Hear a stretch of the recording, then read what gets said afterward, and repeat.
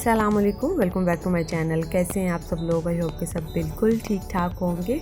तो आज की रेसिपी है मटन पाई की और ये बहुत मज़ेदार बन के रेडी होते हैं और मैं आपको इसको बहुत सिंपल तरीके से बनाना बताऊंगी कि हम इसको किस तरह झटपट से तैयार कर सकते हैं। और ये जो पाई का सालन है सर्दियों में बहुत जो होता है फ़ायदेमंद भी होता है।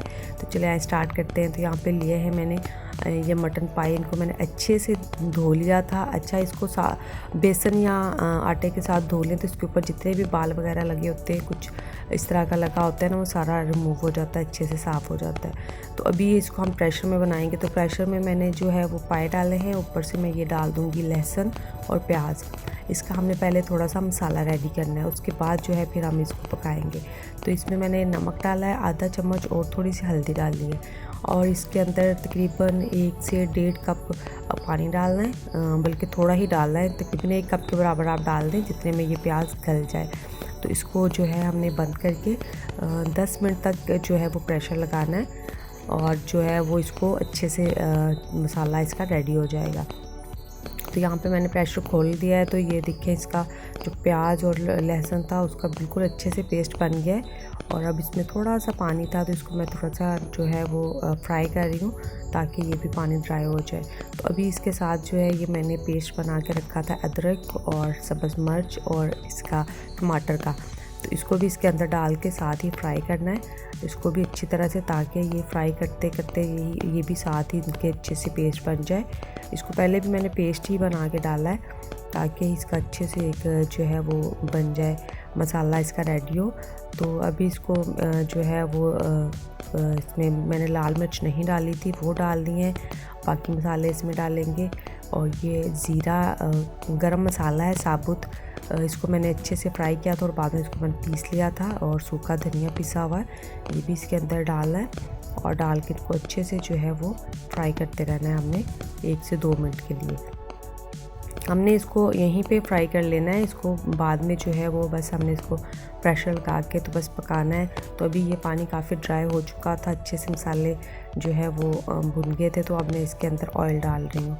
ऑयल भी जो है वो देख के डालिएगा कि क्योंकि इनमें पाए जो होते हैं इनमें ऑलरेडी ऑयल काफ़ी ज़्यादा निकल आता है जब ये पक रहे होते हैं, तो इसलिए जो है वो थोड़ा ही डालें, बाद में बहुत ज़्यादा ऑयल हो जाता है। तो इसमें मैंने ऑयल डाल दिया है और इसको भी अच्छे से ऑयल के साथ भी फ्राई करना है। थोड़ा थोड़ा सा जो है वो इसके अंदर पानी डालते जाएं अगर आपको लगे कि नीचे लग रहा है, क्योंकि ये थोड़ा सा स्टिकी सा हो जाता है। पाए जो होते हैं अभी गले नहीं है लेकिन फिर भी थोड़े से स्टिकी हो जाते हैं, तो इस वजह से इसमें थोड़ा थोड़ा सा पानी का छींटा लगाते जाना है और इसको फ्राई करते जाना है। यहाँ पे मैं फ़िलहाल इसको ऐसे फ्राई कर रही हूँ, अभी मुझे यहाँ पे लग नहीं रहा पानी डालने का, लेकिन अभी जो है ना वो थोड़ा सा मुझे फील हो रहा है, तो मैं थोड़ा थोड़ा सा इसमें पानी डालूँगी और इसको फ्राई कर लूँगी। इसको बहुत अच्छी तरह से फ्राई करें कि इसमें एक जो पाई की स्मेल होती है ना वो ख़त्म हो जाए, क्योंकि हमने इसको बस यहाँ पे इसको पकाने के लिए रख देना है और बाद में हमने इसको बस खोलना है और ये सालन रेडी होगा। तो अभी इसका सारा फ्राइंग का काम जो है ना वो अभी सारा पूरा करना है। तो इसको अच्छी तरह से मैंने फ्राई किया है, इसको तकरीबन मुझे फ्राई करते हुए 3 से 4 मिनट हो चुके हैं और यहाँ पे बिल्कुल ये रेडी हो गया था फ्राई होके। तो अब इसके अंदर पानी डाल देना है, पानी भी इस हिसाब से डालना है कि हमने इसको 1 घंटा जो है ना वो प्रेशर लगाना है, एक से भी जो है ना वो 10-15 मिनट और ज़्यादा कर लीजिएगा।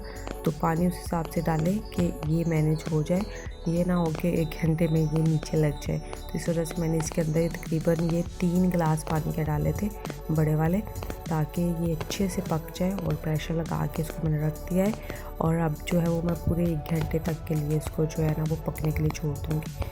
तो यहाँ पे फिर मैंने प्रेशर खोला 1 घंटे के बाद, तो ये देखिए कितनी अच्छी ग्रेवी बन के रेडी हुई है और ये पाए भी बिल्कुल अच्छे से गल चुके हैं और बहुत जो है वो अच्छी तरह से गल गए हैं, बड़े मज़े के हैं, बड़े अच्छी स्मेल आ रही है।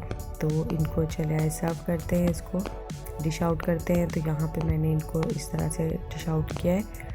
तो ये बहुत जो है मज़े का सालन बना था और बड़ी इजी सिंपल सी रेसिपी है, आप ज़रूर इसको ट्राई करिएगा।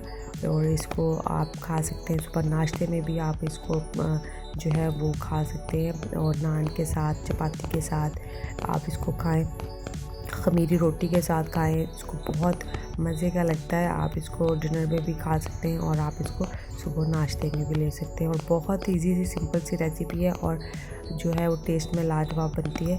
तो ये थी मेरी आज की रेसिपी। आई होप कि आप लोगों को अच्छी लगी होगी। अगर अच्छी लगी है तो लाइक लाजमी किया करें और जो है वो अपनी फीडबैक भी लाजमी दिया करें। तो मैं जो है मिलूँगी आपसे नेक्स्ट वीडियो में। तब तक के लिए अपना बहुत सारा ख्याल रखिएगा और मुझे भी दुआ में याद रखिएगा। अल्लाह हाफिज़।